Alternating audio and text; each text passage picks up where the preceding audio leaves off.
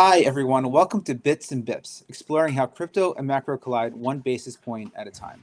Today, we're going to talk about macro, tariffs, Scott Bessent, China, stablecoin, the stablecoin bills that almost were, and a lot more. But first, a few quick intros. I'm Stephen Ehrlich, High Scribe of the Unchained Kingdom. I'm here with our soon-to-be here Ram Alawalia, Maester of Wealth, leader of Lumida, and we have two special guests. First, joining us for the first time, we have Peter Cheer, first knight of the Academy Securities Roundtable, and Zach Pandel, truth seeker of the asset realms at Grayscale. Peter, since this is, first of all, welcome. Since this is the first time that you're joining us, why don't you just take a minute or two and share your background and some of the work that you do in this industry? Perfect. Yeah, it's I started a long time ago back in traditional Wall Street. Did a lot of structured product stuff. Wound up doing a lot of synthetic CDOs. Actually helped create the CDX suite of indices, so the Big Short fame. I traded about $1 trillion of credit as a market maker and then at a hedge fund. Then in 2009, I started trying to figure out how to work with large asset managers. I built and sold a business, joined Academy about 8 years ago, where I think there's two kind of neat things. Is one, I still talk to asset managers, but I spend about half my time talking to large corporations as our macro strategist and also working with some of the municipal issuers as well. And then the neat part for me at Academy Securities has been we have a pool of about 20 retired generals, admirals, CIA people who serve as our geopolitical intelligence group. So I'm able to kind of incorporate their thing into coming from macro. So when I'm macro, it's much more from a fixed income and credit side and kind of new product side of things. And that's kind of what I try and bring to the table from macro and been able to incorporate geopolitical, which has been incredibly useful given a number of them served under Trump directly under Trump 1.0. Okay, great. And hey, Ram, thanks. Thanks for persevering with us as we worked out a few technical issues. Just a very quick disclosure here. Nothing that we say is investment advice. Please check unchainedcrypto.com/bits and bips for more disclosures. And before we dive in, I just want to run a quick ad so you can hear from our sponsors. Crypto moves fast. It's why Bitwise launched the weekly CIO Memo, a jargon-free summary of what's moving crypto markets, written by one of the best in the business, CIO Matt Hogan. Get up to speed in 5 minutes or less. Check it out at bitwiseinvestments.com/CIO Memo. Carefully consider the extreme risks associated with crypto before investing.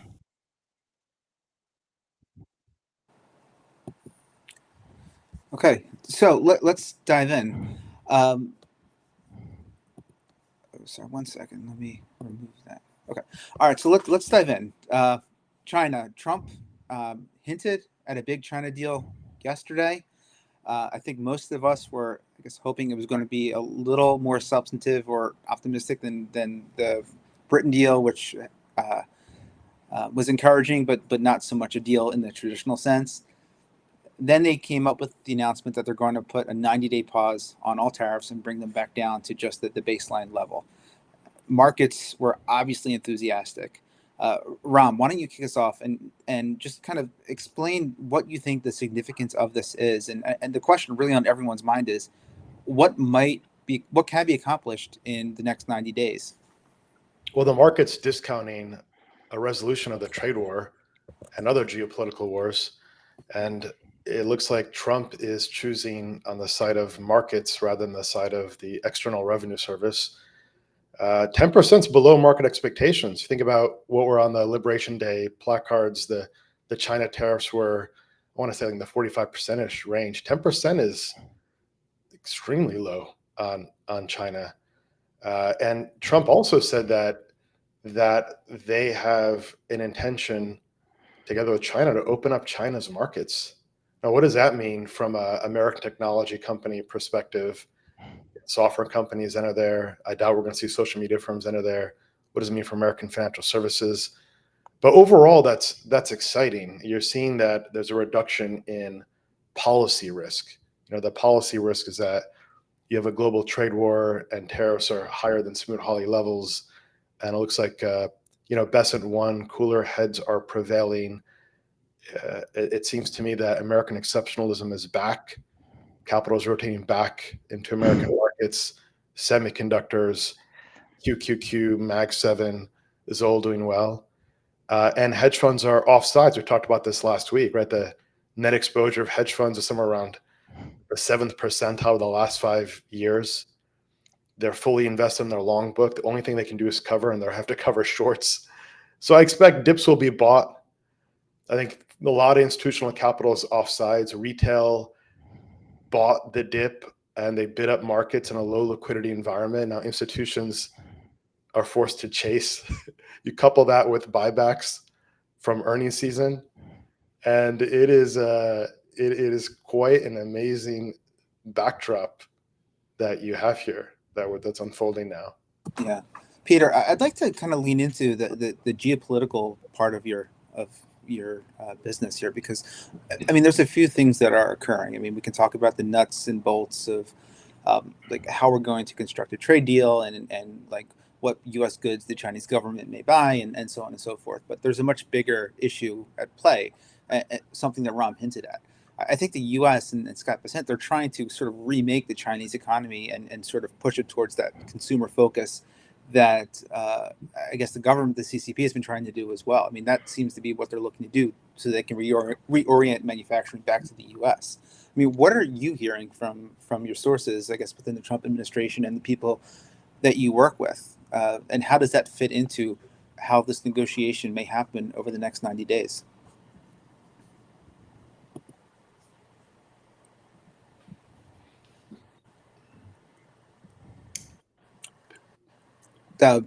Zach, would you like to jump in?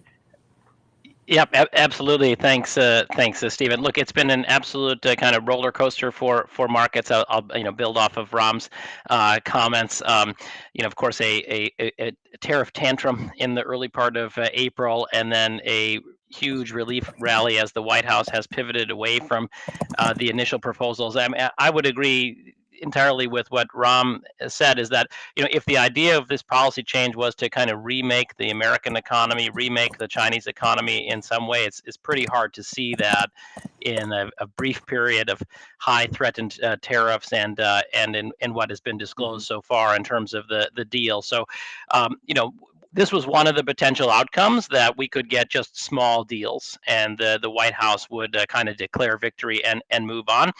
I'm not sure. I'm not sure really this is the end of the story. I mean, the president seems to have a long-standing conviction to try to bring back domestic manufacturing, grow domestic employment, and shrink the trade deficit. I'm not sure that we're going to have accomplished that from what's been announced so far. What I feel more strongly about is sort of the read on markets recently. It's been a roller coaster, of course, for markets as well. And what stands out to me is that Bitcoin has been outperforming in both market phases, both in the drawdown and the initial tariff tantrum in early April, and in the recovery. It's outperformed stocks on the down swing and on the upswing. And that's exactly what you want for this type of asset. We're going to have some beta to the broader market. You can't escape that entirely, but Bitcoin is outperforming in both legs. That's what I want to see. That makes me comfortable that it's sort of responding as expected to these types of shocks, this type of uncertainty, and I think it speaks well for the outlook for Bitcoin for the second half of the year. Yeah, that's a great point, and we're definitely going to get into that a lot more later in the show. Peter, let's check if your audio is back. Are you? Yeah, is this loud enough for you? Perfect. Okay. So, Perfect. like I said, my question to you, I'm not sure if you heard it all, but really, I'm interested in like the broader like bilateral geopolitical dynamics here, because this is a trade deal, but it's also sort of a remaking potentially of the entire international political economy. I mean, that's what they're looking to do here. What are your thoughts? I think, unfortunately, we are pivoting back away from kind of that grand strategy. I think that was the grand strategy. I suspect when this all started, Trump had the view that he would make these statements, people would come begging to the table, we would get a deal, and we would move on. And China in particular said, yes, sir, may I have another? Yes, sir, may I have another? The first two times, and then came back. I think you've seen, no real resolution with Europe. And I think we're kind of backpedaling, and we're back at deals that I think we probably could have got that deal with the UK with a phone call, probably right around what we could have done with China, except that I think we've now looked disorganized, right? We came through, I think we should have known on day one, USMCA products should have been exempted from the Canada-Mexico tariffs. I think this is I think we're in a worse situation globally than we were before. I will give Trump credit that he pivoted away. I think, to me, we are headed towards a path that was headed for depression. He backed off of that. I think we still have some recession risk.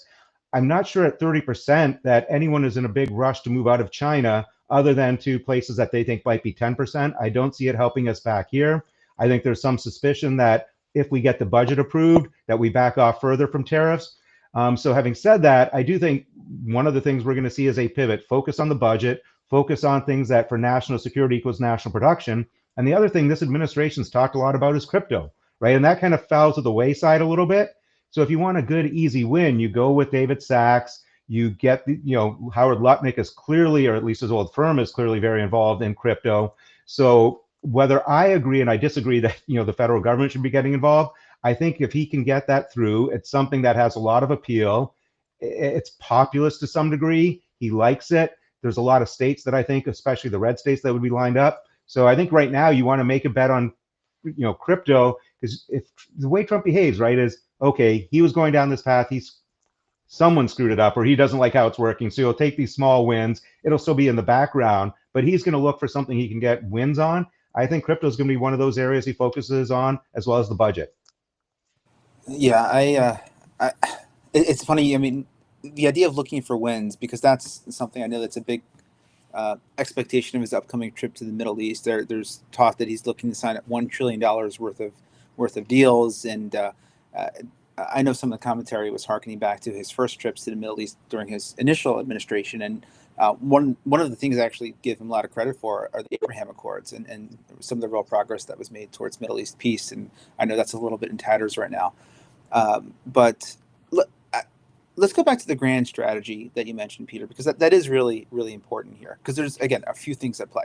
I actually remember, Peter, you may not even know this, but I actually used to be an intelligence analyst for the DoD, and I studied geopolitics in grad school too. And one of the things that I did was try to go to speeches from any major leader I could. And I was in a talk with Colin Powell, I think that right after he left being SecDef.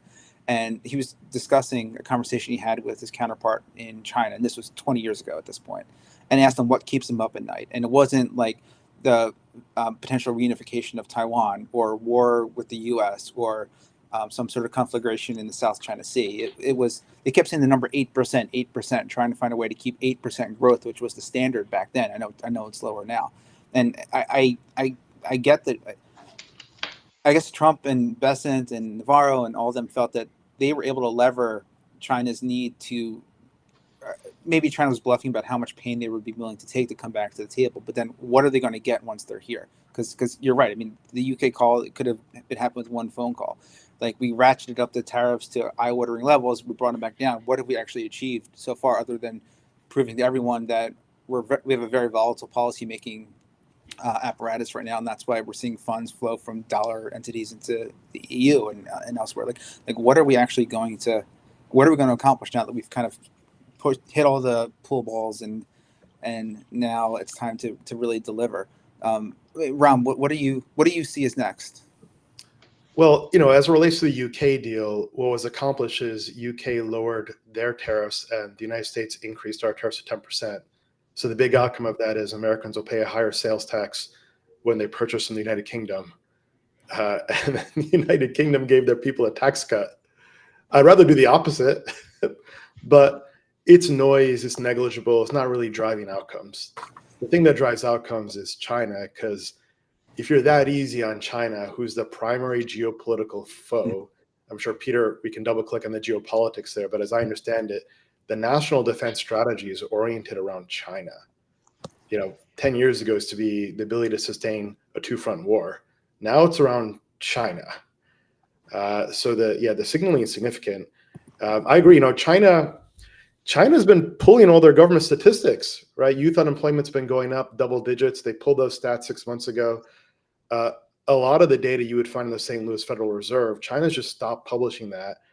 I do think they have a high tolerance for pain. At the same time, though, you're seeing protests that are happening, and Xi Jinping is optimizing for his political control. He's not really looking after the welfare of the people who would take a different policy approach, but he is concerned about a survival. So if you're seeing protests there, then he needs to bend. It looks like both sides were looking for a mutual face-saving de-escalation.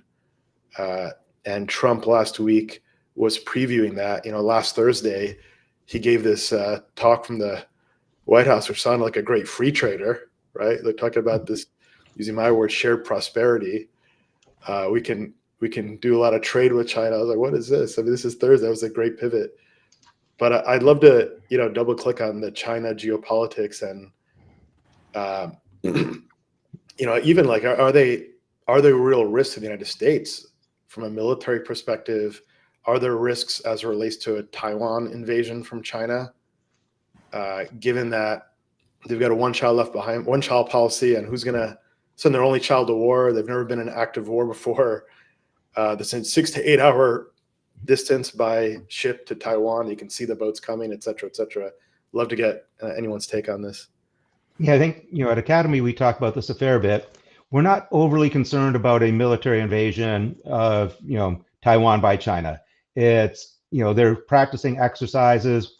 They're not that far along. As you pointed out, one, they got a lot of difficulty. They haven't actually been in war. So they saw what happened to Russia and how weak that turned out. So I think they're going to be hesitant to do that. They've had to clean up some of their own military, where their rocket division was supposed to be this, super special force that they developed, and they found a lot of corruption there.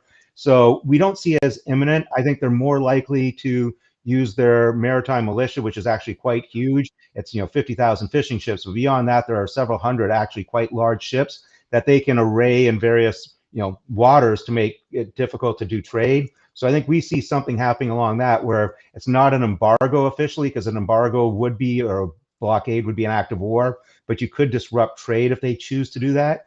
I think away from that, they're going to continue to push and prod on Taiwan and try and get them to join economically. You're seeing them make huge strides in what they're trying to do in terms of tech.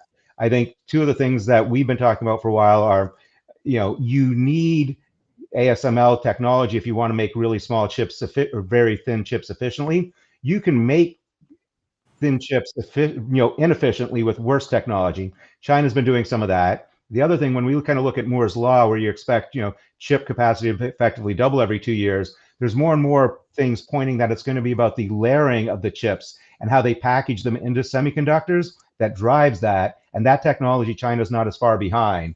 So we've been kind of, what I think caught us all by surprise at Academy Securities was China's our number one pacing threat. We thought there was going to be a lot done. And we thought there'd be a big policy kind of around things that national security and national production go hand in hand. If it's a national security threat, national production, and lately Bessent's been coming onto that a little bit. So I think that all makes sense. What I think was kind of incomprehensible is why you would pick a fight with the entire world. Like, I'm not a military genius, but kind of divide and conquer seems to work. And instead, we picked our $30 trillion economy and picked a fight with 80 trillion. We always talked about this national production for national security.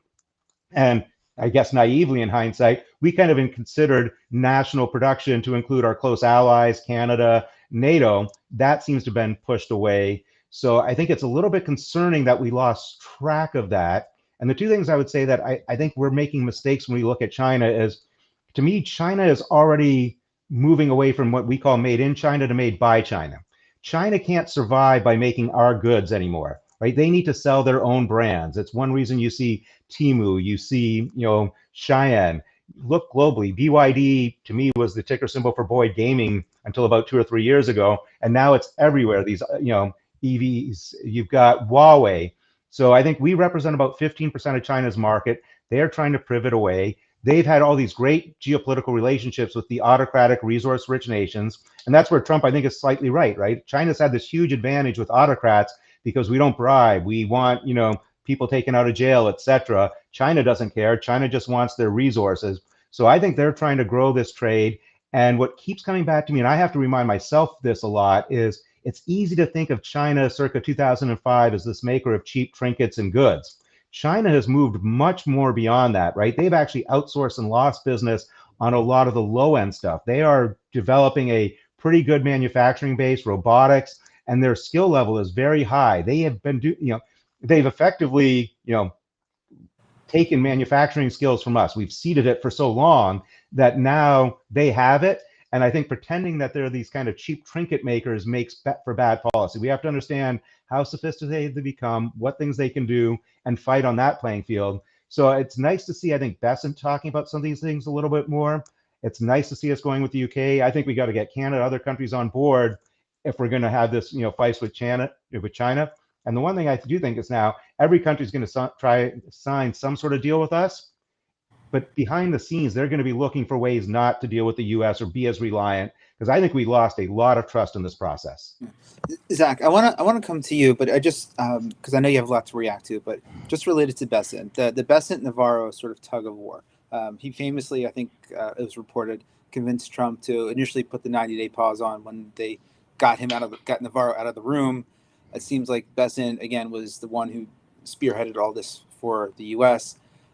Does this mean that he's really the one in charge of U.S. trade policy now? And if so, what does that mean for future negotiations and the potential upper limit of any tariffs again? I think it does. I think essentially, given what the president has been communicating over the weekend, that Scott Bessent, or Scott B, I think he called him in the Truth Social post, is in charge. And look, at some point that's natural. He's the Secretary of the Treasury. He's really the leading economic voice for the administration. The president is going to have a lot to say, but it makes sense that the Treasury Secretary is leading things. Scott Bessent has deep experience, many decades of experience in traditional finance as a macro investor. What is that going to mean? I think it's going to mean that he makes sure to protect the integrity of U.S. markets first and foremost. We can take a high risk, high stakes strategy, but we're going to make sure that we're not introducing financial stability risks into, say, the Treasury bond market or into the banking system. Those are the kind of things that I think you can expect with Bessent steering. It doesn't mean the story is over or there were not a lot of hard yards ahead. And if I could just sort of build on what Peter mentioned, a great take on the China relationship. For just to add, my own framing is that there's a kind of slow motion economic divorce happening between these two countries, and it's been playing out for a long period of time. I think both the U.S. leadership and the Chinese leadership have agreed that we can't continue to operate in the same way, that the vulnerabilities are too high. At the same time, there are these deep existing vulnerabilities. China has rare earth minerals that we need. They rely on the dollar as the peg for the Hong Kong dollar, for example. So there are these sort of deep linkages, and therefore a kind of mutually assured destruction over the short run. So maybe what happened here is just the White House pushed very hard, but in light of these existing vulnerabilities, decided to pull back. I would see it as a tactical retreat. Not a laying down of arms on this issue. This sort of slow motion economic divorce is going to play out over many years, and this is just the latest episode in that process. And I no means think that it is over, given the negotiations that have apparently taken place this weekend. I can tell you one group of people I think are breathing a sigh of relief. The folks on the FOMC who had to deal with a lot of pressure to lower rates. What was it, a week or two ago? I forget exactly which day. They held steady. And it definitely seems like they made the right call, at least for now, given how fluid the situation is. I'm curious to see what expectations. It doesn't look like a divorce, though. I mean, there's a good question around, is the United States going to decouple from China or not? And maybe a month ago, it looked like, yeah, that was the direction of travel. But at a 10% tariff, that's not a divorce. Now, there will be a focus on moving national security categories and sensitive supply chains out. That's going to happen no matter what. But now Trump's messaging is, hey, we can open up China. By the way, we'll see how this actually plays out. Mm-hmm. China made these kind of promises 10, 20 years ago as part of the WTO process. None of that actually happened, right? You still have to go through the motions. Doesn't, from a market's perspective, though, they're looking for stability. So they'll look through that and rally. But yeah, it's true. Look, China has an edge over the United States in a number of technologies. Satellite images recently identified that China's got the largest fusion reactor. I don't know if you guys heard about this news, but the largest fusion reactor. It's bigger than, it's in development. It's not operating. It's obviously an experimental reactor. But that's one. So they're ahead on that. They're building more nuclear fission plants in the United States faster and cheaper. They're head on battery technology. Like BYD is a leader in battery storage, battery efficiency. I don't know why the CIA hasn't hacked that and made that open source for American enterprise. They've certainly hacked us plenty of times. And on ASML, to the earlier point, China, Huawei, they now have found other lithography techniques, Huawei, that are competitive with ASML. I mean, they're maybe like 2 years behind. That's no longer a constraint on China. Yeah, the idea of a divorce is interesting too. I'm glad you kind of brought that up, Ram, because I have a few different thoughts floating through my head, and this could be for anyone. I mean, for one, I mean, clearly there has been just a break in how normal relations have been conducted, but like these two, the whole global economy, but especially like the specifications or the specialties of the U.S. and China relationship is not easily unwound. I mean, I forget who said mutually assured destruction, but it's not like one could uncouple from the other without having damage reverberating back onto them. And like for all the bluster, China or Trump's tough talk on China, at least for now, lasted about 5.5, 6 weeks. So we'll see. I know in Europe, the countries are really freaking out's not the right word, but I mean, like they are recalibrating because maybe Trump 45 was seen as an aberration. Trump 47 certainly was not. And he was saying the same things about NATO and saying the same things about like Europe doing more things to support its economy and support the defense of Ukraine, et cetera, that he is now. But with China, it is a little bit different. This is why I'm so curious to see what's going to happen during the ensuing 90 days and what may happen. My sense is that there's not going to be any more massive eye-watering tariffs. I mean, Besson, I think, is going to have a ceiling on that, but yeah, but at the same time, it's going to be really hard to extricate all these very deep and specialized supply chains, especially in the world. So, quick newsflash today. So, Trump today said the EU is nastier than China, quote unquote. I'm sorry, is what? Trump today said the EU is nastier than China. Meanwhile, EU. In what context? Just in general, or like... I think he's referring to trade and non-tariff barrier. These are complex issues because, in Europe they don't like GMO products, they don't like American beef. It's complicated, right? It's hard to drive it's hard to drive an Escalade through a Parisian cobblestone road that was developed like 800 years ago or something, right?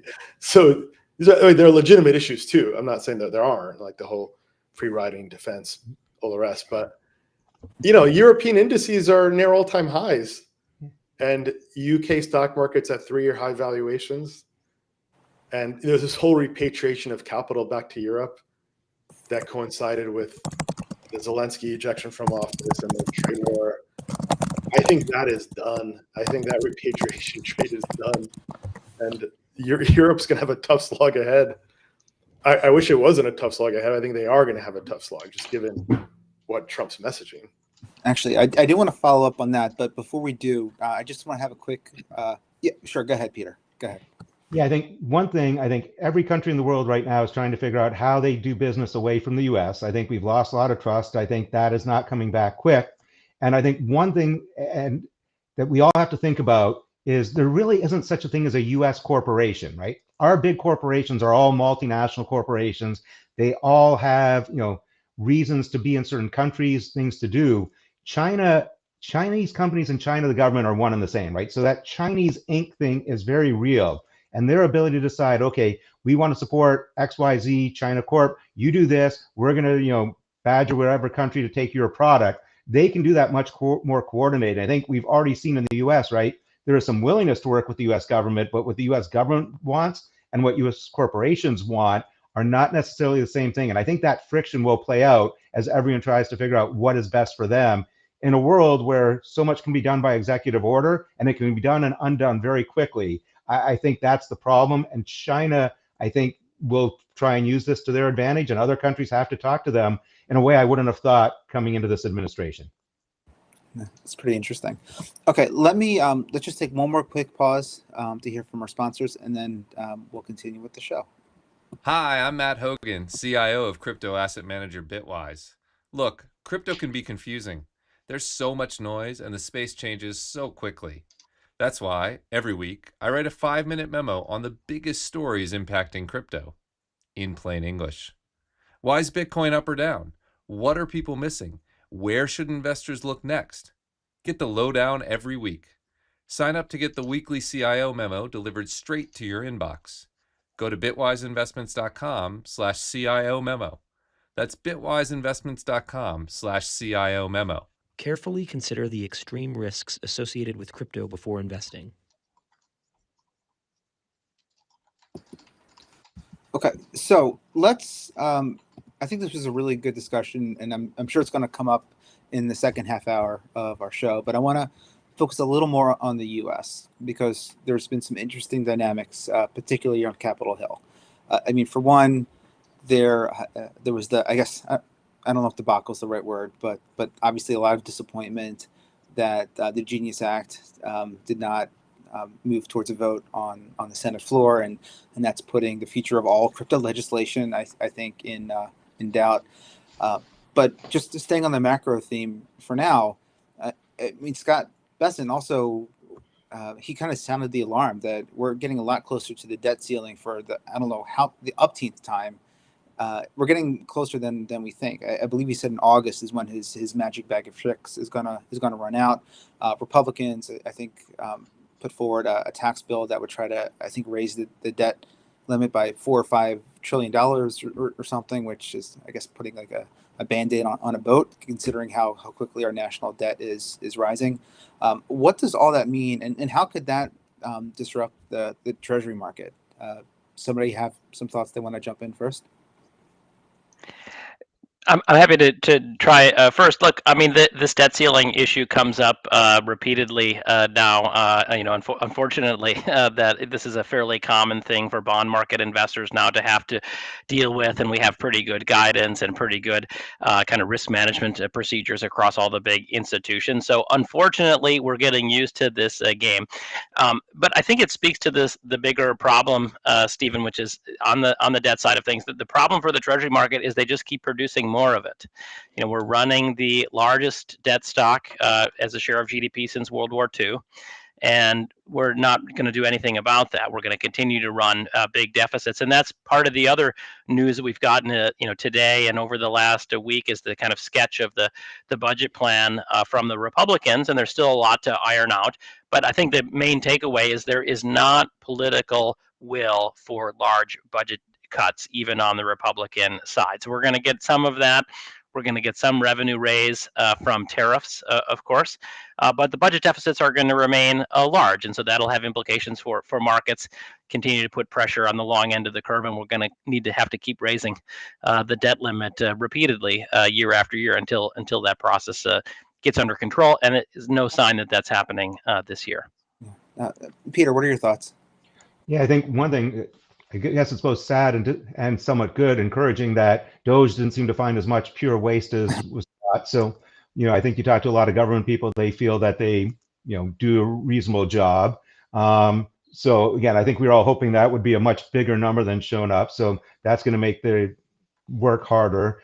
As you said, Zach, that there does not seem to be really a will. I always kind of view the debt ceiling. Both sides are always happy when the debt ceiling comes up because they can all make their fancy noises, and then both sides get whatever pork they want for their budgets. And at some point, I think we're going to really have to address like military spending. I think we've seen a lot of evidence from Russia and Ukraine. This is moving rapidly towards a drone-led war zone. But the military actually has very little say in how they spend their money. It's mostly comes from Congress, and it's not like Congress allocates the money. Congress allocates them projects. Those projects are, tend to be along the lines of what Congress people want. So we've got our work cut out for us. I think there's a lot of opportunities to figure things out. I think we'll kind of go through this brief period where, okay, rates are okay, the Fed can be on hold. If this deficit starts looking like it's going to get out of control, I think we're back to bond vigilantes maybe later this summer, where people start getting nervous and you start seeing 10s go back above 5%. And unfortunately, we're in this vicious cycle where we're rolling over so much debt that, and the one thing that still flabbergasts me is every corporation in America, every individual in America figured out during ZIRP, like, let's lock in as much long-term debt as we can at very low yields. And only the federal government didn't seem to figure that one out. It was kind of shameful that we did not issue a lot of long-term treasuries when we had the opportunity. So we're left rolling this. I think there's a real risk that the market was sold by both Trump and Bessent that they really cared about the deficit. They really cared about getting rates lower, which I think they do. I think like everything else, they might find out that it's way harder to do that than they thought. And that to me is the big risk. And that could push yields higher and be an economic slowdown for us. Yeah, and Ram, I'm curious your thoughts on this, and two, just I mean, at some point, Zach, you mentioned we seem to go through this like every year or every other year, and everyone just assumes that at some point some agreement's going to be reached so that we don't actually default, which would be cataclysmic. But I mean, given this is the first time we're going through this when there's a major crisis of confidence in this sort of like U.S. benign hegemonic world order. Is there going to be a point where we cry wolf one too many times and there is a problem, or is it going to be more the same? Well, share this. I posted this document in the channel if you can share that on the screen. And what it shows is CDS pricing on American debt, and it's going up. That's the headline. If you can share that on the left-hand side. But look, the congressional budget, the initial proposal in the House shows 8% deficits. 8%. There's no austerity. There's no cost cutting. We were at 6%. Like I want to say, like 12 months ago, we're at 8%. These are like wartime deficits. It's bullish for the stock market. It's bullish for the economy. Just to be clear, the 10-year is selling off. I'm not as concerned about this bond vigilante risk because you still have disinflationary trends, especially if the tariff rate on China is 10%. Who knows if it settles there or not? But if you're at that tariff rate, you can still import disinflation. But it is, politicians when they think about their political survival, they make the decision to spend, and we're seeing that again.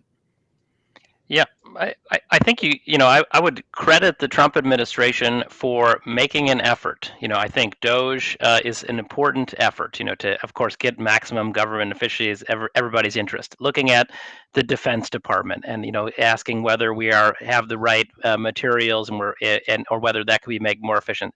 So, look, I think they deserve some credit. But the challenge is it's not any one person's decision. We have a situation where our receipts, the tax receipts of the federal government, only cover mandatory spending and interest. That's it. All the rest is paid with deficits. And so it's, in my view, virtually impossible, without major political change in our country to get the deficits under control. And from an asset market standpoint, the thing that is reflecting that are non-sovereign money assets like gold and Bitcoin. And this is not something new. For the last 15 years, as this problem has gotten more and more challenging, both in the U.S. and other places, those assets are outperforming other currency assets on a absolute and a risk-adjusted basis, and I think that's just going to continue. I think the pressure of deficits is going to show up in asset markets in the relief valve of gold and Bitcoin, and I think that continues. So let's talk about that, because I know that I think, I don't know if excited or happy is the right word, but I think we all found it pretty interesting that at least during these last couple of weeks, and we've spoken about this on some of these past conversations, Bitcoin actually has been acting like a safe haven. It decoupled from stocks, especially tech stocks, and was much more highly correlated with gold. And then even today, when stocks went up across the board, Bitcoin and gold slightly went down. Bitcoin still outperformed gold, but it went down, which is kind of what you would expect a safe haven asset to do. So that was really interesting to me. But I also want to talk. I think 2 weeks ago or so, I know, Ron, you were on the call. We had a nice discussion about MicroStrategy and all the copycats, and since then, we've seen two major companies launch with massive funding, to even one today from David Bailey, to try to replicate that success. And they are going much further than MicroStrategy in terms of looking to leverage their balance sheet to be extremely aggressive in capital markets. I know that we spoke last time about how Saylor was very careful to keep his balance sheet unencumbered. And that's what makes him so resilient in the face of perhaps downturns, because of the way he structured his debt and strike prices for his preferred stock classes.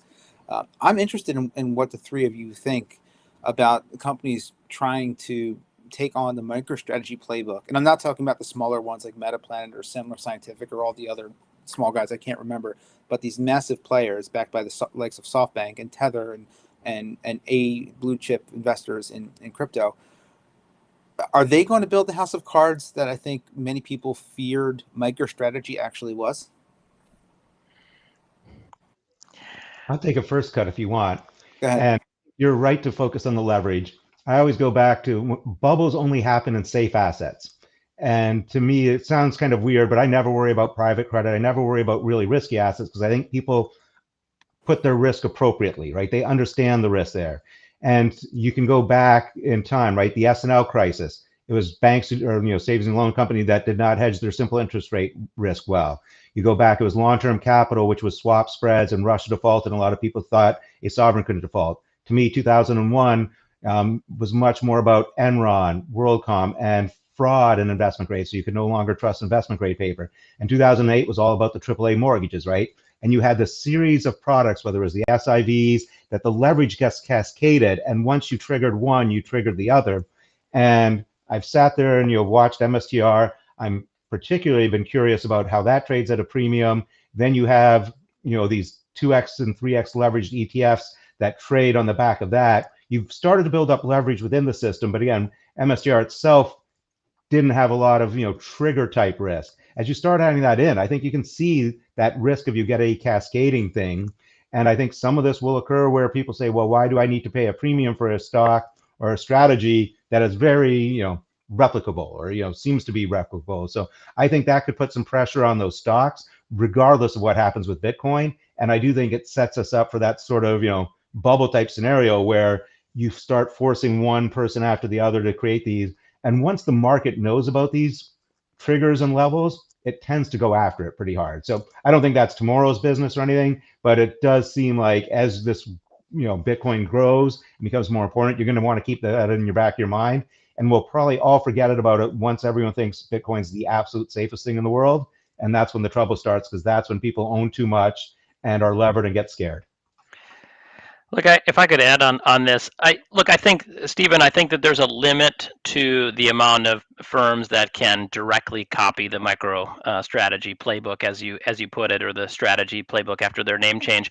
I see it as an access vehicle. There are people that want Bitcoin, for lots of different reasons. Investors that want Bitcoin in their portfolio, and for some reason or another, they can't access Bitcoin directly, and so prefer to get Bitcoin access in the wrapper of a public company. That's how I think about it. I think there's limits to that, in part because Bitcoin ETFs are much more widely available and will be increasingly widely available over the course of the next year. That being said, I personally believe that there will be more companies that put their Bitcoin on their balance sheet for their own purposes, because they believe that that is the right thing to do to protect the value of their business in light of macro uncertainty. Maybe these are businesses in an industry that has a fair amount of currency risk or a fair amount of trade risk. Maybe those types of companies ought to have some Bitcoin on their balance sheet, even though it's volatile compared to dollar cash. It may not be volatile compared to some of the other business risks that a business is facing. So to me, that's an interesting story to watch over the rest of this year. I don't think it'll be a huge amount of businesses, but maybe a couple of dozen public companies adding Bitcoin to balance sheet for a more natural reason, not because of it's an access vehicle, because it's the right thing for their business. That's what I'll be watching out for. I know Michael Saylor famously says volatility is good as long as it goes up and to the right.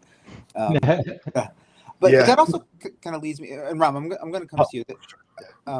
That leads me to just an interesting sort of extension of this discussion. And Ram, I'm interested in what you think about strategy. But I wrote a story last week about 3 Solana treasury companies and sort of the rapid starts that they've gotten off to, and how they're going to try to replicate the playbook and some of the similarities between the vol play that the strategy has mastered and how that applies to Solana.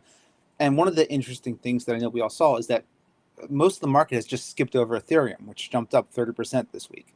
So let's use this as an opportunity to just talk about crypto treasury companies in general. Ram, I want your thoughts, but if you have anything specific on Ether, especially given what's happened in the last couple of days in the Petra update, I'd love to hear that too. Sure. Well, briefly on MicroStrategy, like the branding and the capital markets infrastructure on MicroStrategy are so well developed. I don't think it'll be easy to displace. That's one. Two is I don't really see many corporate treasuries that putting Bitcoin to the balance sheet because their liabilities are denominated in dollars. They got to pay payroll, working capital, rent. They issue debt in dollars. So I just don't see that unless it's a random small cap company like Long Island Blockchain, where they're trying to goose up their stock price because at the risk of going insolvent. Just don't see that. Ethereum massive short squeeze. It goes back to what I was sharing right at the open is you have tremendous offside positioning for hedge funds and institutions that were short small caps, short things in downtrends, short Ethereum. And it's a massive short squeeze. Ethereum was the funding leg for these dollar neutral crypto strategies that were cranking out like a 20% annual return. They had no directional view on crypto. They would go long Bitcoin or some other mix of assets. They'd short Ethereum on a dollar neutral basis. That thing is going the opposite direction now. So that's fundamentally what's at play here is a short squeeze, and it stops when it stops. Could keep going. Could keep going. So to your assertion, I mean, I saw that the short squeeze, and I think maybe it was started around the time that the UK deal was announced. It's your assertion that it's really a short squeeze and it's not a fundamental sort of re-rating in the eyes of investors about Ethereum. And that could happen later, right? In the beginning, all massive rallies off the bottom start with the technical short squeeze, and then the narrative follows, and people take interest, and they start adopting, and they say, "Hey, I'm going to launch a project here," and then it starts getting more interest. Like remember, like Carvana. Carvana was a left for dead stock. It was started by a guy who was convicted of fraud in a former life. Okay, and had an incredible rally off the 2023 lows. I think it was like $5 or $6, $7, and it's like a substantial rally. Then it attracted a tribe and a community of people investing in Carvana. So these things can happen. We talked about last week too. Ethereum is well positioned as, call it like TradFi chain, which isn't the term of art that people in Ethereum would like to hear outside of like institutional folks, right? But what I mean by that is decentralized settlement between investment banks and asset managers. SocGen's been putting bonds on chain, for example. There's real world assets on chain, and it really is the most institutional grain for a chain for decentralized settlement that would meet the standard of investment banks. The issue there is you've got just policy needs to get up to speed with that. It's difficult. I talked to folks at these investment banks, and they have these blockchain teams, but they're using what are called these private subnets on AVAX because they can control it, and they're permissioned, which defeats the point of a blockchain. You might as well use a database at that point. So there's potential there. I would say I would just toss in. I think there are people who I've been talking to myself. You were looking, okay, what we missed some of the Bitcoin. What else is there? And you kind of look, okay, Ethereum's like way cheap relative to anything historical. So if you miss the rally and you think it's going to continue, you wind up looking at something like that. And I think when you talk to people away from the kind of, scarcity, Ethereum seems to have, people can get convinced that there is a utility to Ethereum. And so you're like, okay, this has some utility beyond scarcity and it's cheap. I think that help, you need something to fuel that short squeeze. I think that's where the buyers come in, is not, people like me who said, let's take a flyer on here. If I kind of like this, I can justify this. I can close my eyes, take a shot here, and then you get lucky because the short squeeze. And again, it's a lot like everything else. You need someone to kind of start that catalyst. And I think that's the sort of buyer that started the catalyst that then got fed very much by the short squeeze. Incidentally, we've seen that across markets. I call it like the mean reversion or like catch-up trade. Yeah. You look at what the leader in the US markets are, it's XLY, consumer discretionary stocks. That includes like retailers that people thought there was recession, cruise lines, restaurant stocks, home builder stocks. And meanwhile, momentum is starting to taper off a bit. You see that, of course, in Bitcoin, but in the equity markets, leaving outside semiconductors. But you're starting to see momentum slow down a bit. So it's happening in all these markets, these catch-up trades. I'm interested though, Ram. You talked about sustainable, like the sustainability of perhaps this resurgence, because this is one area where I see crypto as maybe even fundamentally different from the rest of, obviously the rest of TradFi, because I was trying to think as you guys were talking, like what is an example of a really big crypto comeback? The only one, at least in terms of a major token that I can think of, is Solana. And that was a very unique circumstance because when it collapsed in 2022, along with the rest of the market, but then it had the extra, I guess, from Sam Bankman-Fried because of how closely associated he was with it. A lot of people wrote Solana off for dead, and then obviously that was extremely wrong. And I am not trying to, for all the Ethereum people listening, I'm not trying to write Ethereum off. We love Ethereum. We think that obviously it's great technology, but momentum is an important thing, especially in crypto. And it seems like, at least for crypto investors, they're always looking for the next big thing, the next token they can get in early and sell at a profit, the next blockchain that they can yield farm on, get airdrops, etc. And Ethereum, I think, Zach, you and I worked on a story about this, one of my first ones at Unchained. Ethereum is now the blockchain for the high value, low volume sort of TradFi transactions. How does Ethereum, if this momentum is going to continue past the short squeeze, how does it get there? Because I think we'd all like to see Ethereum sort of regain that momentum. Yeah, I mean, I think Ram's point on where this is going is exactly right, that he used the term TradFi chain. I mean, what I would say is Ethereum is attractive to institutions because it is secure, it's neutral, and it's resilient. And that means it is suitable for institutional grade finance. And that, I think, makes Ethereum actually very well positioned for the outlook that we're looking at, because we have a very dramatic change in the regulatory environment happening in the US. We don't have the legislation signed by the president. The president has been asking for the market structure bill by August. I'm not sure that we're going to get at that soon. But we are going through this process of changing how the digital assets industry, the crypto industry, public blockchains can interact with the big institutions of traditional finance. That is changing on the ground today, and I think that actually gives Ethereum a unique lane.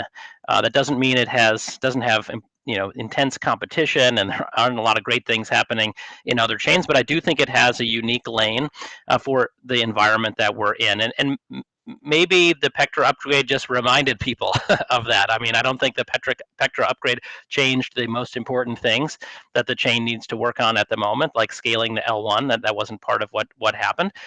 But maybe it was just a reminder of the many things that are happening on Ethereum. I think Ethereum is one of the most important assets in crypto, of course, and is actually well placed in the current market backdrop. And the sentiment has shifted away for a long time, and maybe is in the process of shifting back. But it has a long way to go. And I just echo Ram's point that engagement with institutions and the legislation that we're going to have later this year is really central, I think, to Ethereum's potential outperformance through the balance of the year. Yeah. So we're getting close to time, but just I need to pick up where you left off, Zach, because we have to talk about what happened in DC last week.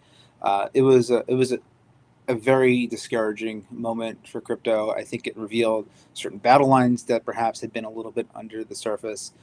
But I'm of, I guess, the belief that we could be looking at a very real possibility of having no crypto legislation passed before the August recess, which was what President Trump wanted. It's what everybody in the industry wanted, and it certainly seems to be in real danger, especially for stablecoin legislation, which was supposed to be the easy bill.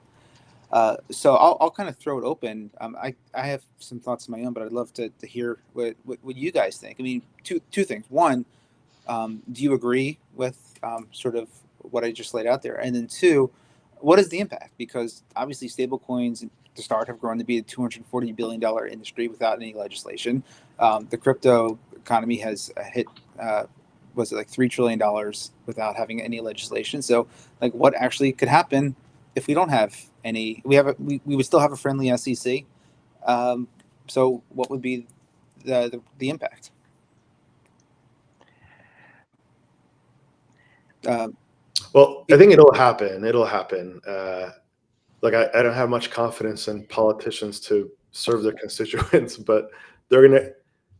Crypto is just a rent-seeking opportunity for politicians to raise money and then run another campaign. But they have to show wins, and they'll show wins. But Bessent likes stablecoins because it's a source of funding for the U.S. deficit. You could get $100 billion in funding. Plus, I think we're going to get Austin Campbell on the show. You know, Austin's testified in front of Congress. He's a Columbia professor, brilliant individual and friend. You know, I know he's done some math on the source of funding that stablecoins could generate to finance U.S. deficit. Now, the interesting thing is if the Genius Act got passed, it would hurt Tether because it would benefit U.S. issuers of stablecoin like Circle. By the way, Howard Lutnick, I believe he owns a chunk of Tether. Well, I know that Cantor invested in. Cantor.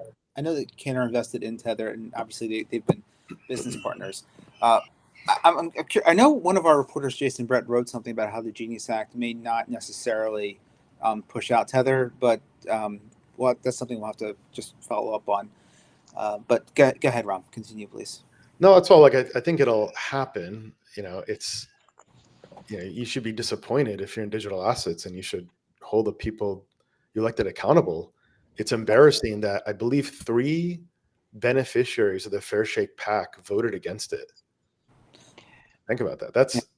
Wonder what they spent that $200 million on last cycle. Right. Well, yeah, maybe I would jump in there. I mean, look, I think it's going to get back on track, and I don't think that we want any kind of quid pro quos or anything like that with the crypto industry. I think we're going to get good legislation on stable coins and on the broader market structure. Maybe stable coins need to be brought into the market structure bill if that's where we end up. But I think it'll be a good outcome.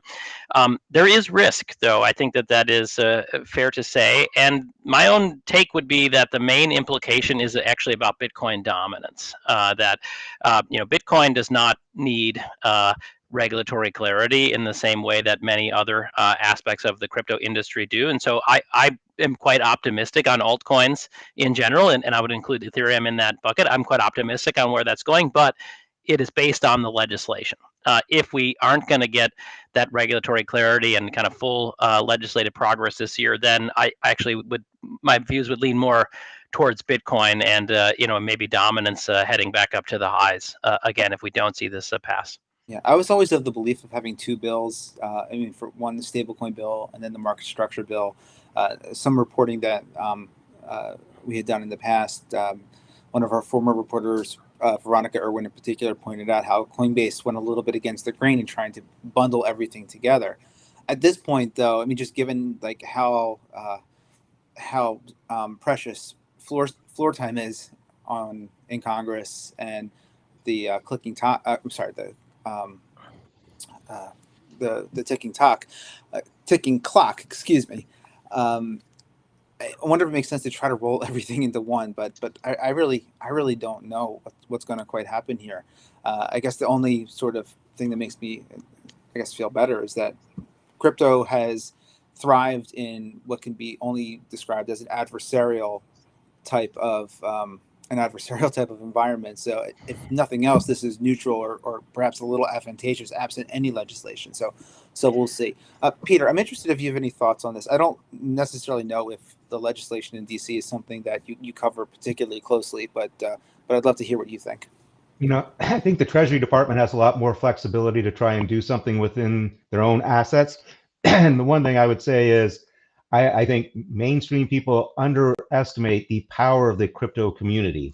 It's 3 trillion of assets, as you mentioned, and everyone is more or less aligned. So if you think about the amount of donations, the amount of political lobbying, I think that you can see there's very few other things that I think are as concentrated as this. You have that much wealth where the particular wealth is really concentrated amongst a handful of people who all have a similar agenda. So I would not bet against that agenda being able to get pushed through over time, just because of the power of the lobby group, the fact that it's so well, again, even if it's not coordinated, most people are kind of pushing in general the same direction, want the same sort of things. You've got the Trump family who clearly is listening. You've got David Sachs who's clearly listening. You've got Howard Lutnick and his firm, or his former firm, I guess, clearly willing to listen. So I think you'll see a push. I think though Trump needs to do it again sooner than later, because if he has any kind of losses or more questions like the tariff, if you ask, fewer people will just want to raise their hand and back him, trusting him if they have their own doubts. So I think that's going to be something that plays out.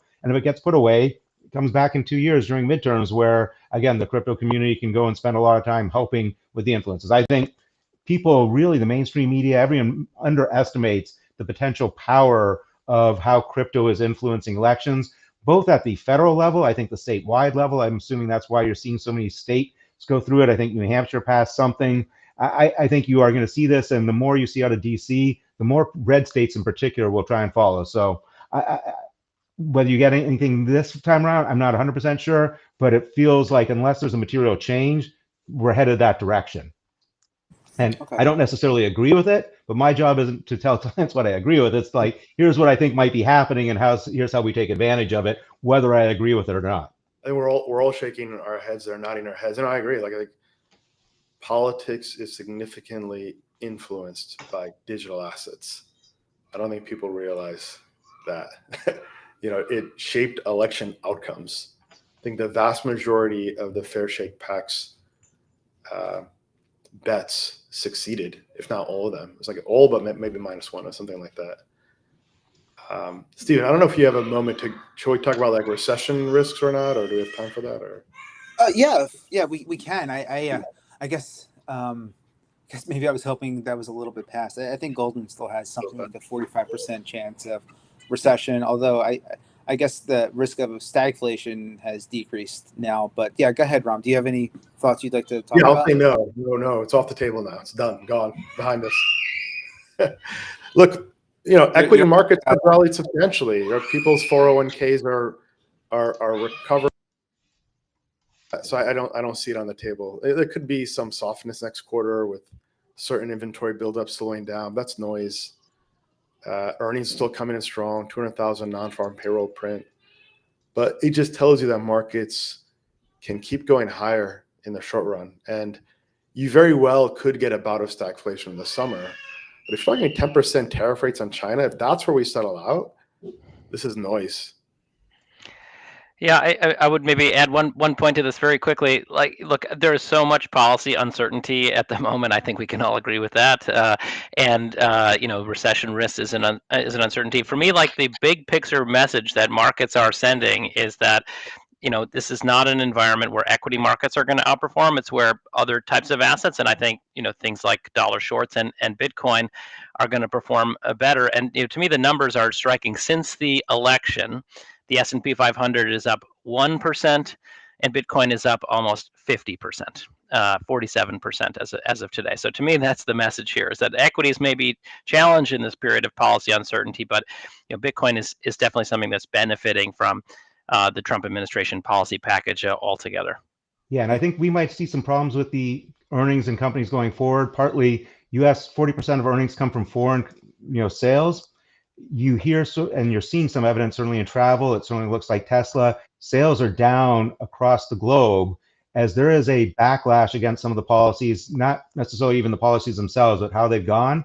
So I think you could see some damage to U.S. sales globally, which would hurt the S&P.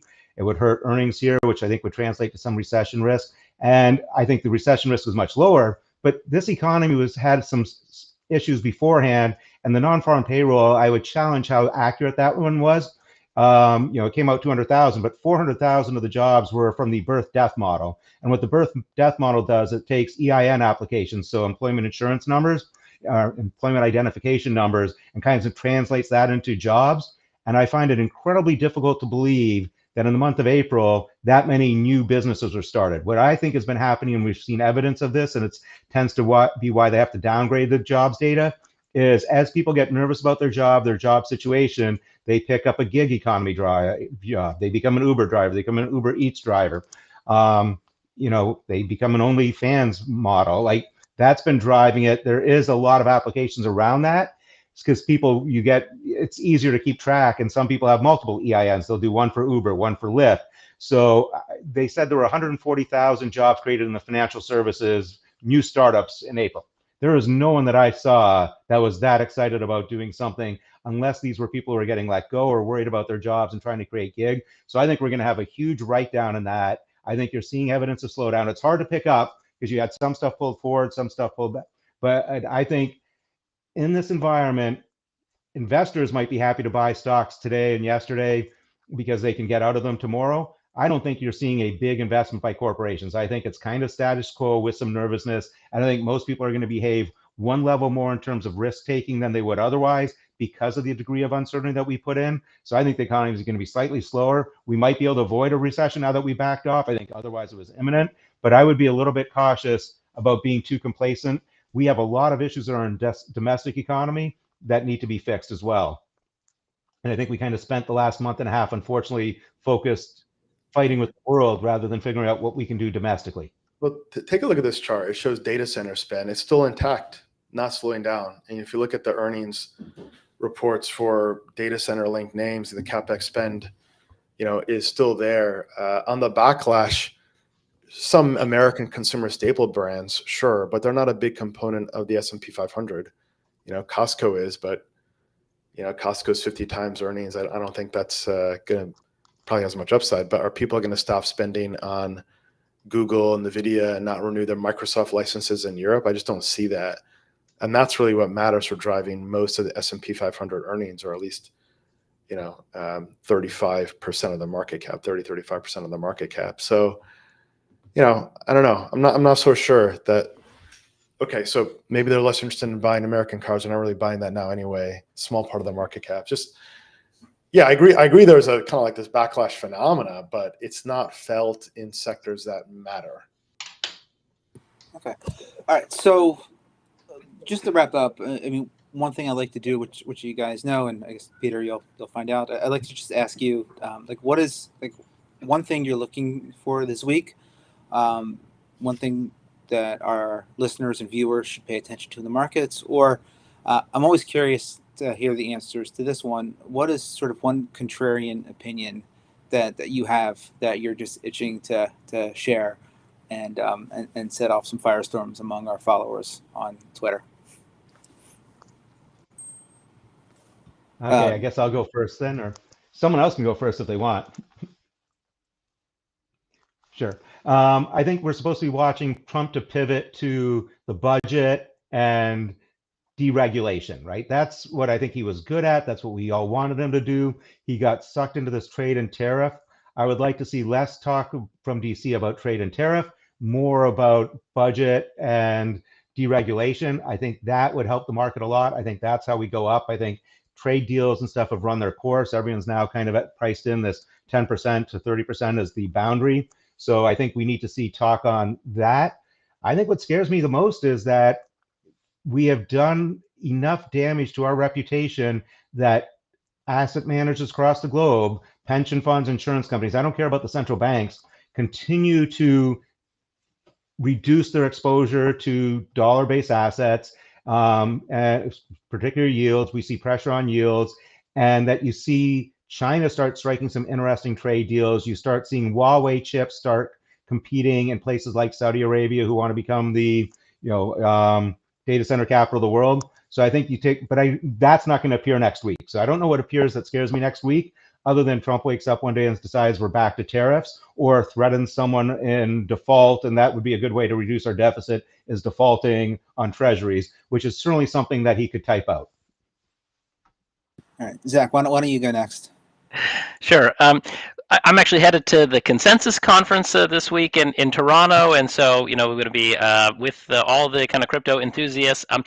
If there's one thing that I'm going to be focused on, it's the competition between the smart contract chains. Ethereum and Solana and Tron and Toncoin and Sui and Aptos and Stacks and Near and Avalanche. I mean, there's so many great projects among the top kind of layer one smart contract a whole lot chains. of swag you're going to be able to get, Zach. Yes, picking up swag from all those teams, exactly.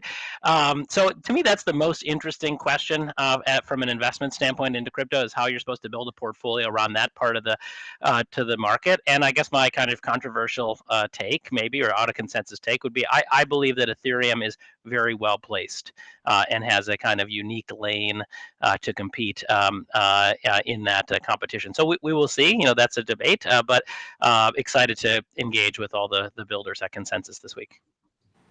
I think American exceptionalism is back. So I'll take the other side of Peter's view. I don't think that dollar is going to drop as much as people think. I think bond yields are attractive. People are going to want to buy that. Eurozone stocks are expensive now. There's no alternative if you want earnings growth than U.S. stocks. People will get over it. They'll get over the trust issues, and they'll say, "Hey, Trump is being Trump. Okay, we're back. He was just kidding. We're here for business. Let's go do business together." I think in digital assets, I think Bitcoin dominance has a local peak, and you'll see other names benefit. Alt season could be here. Usually it's a short-lived period of time. I think it could be here now.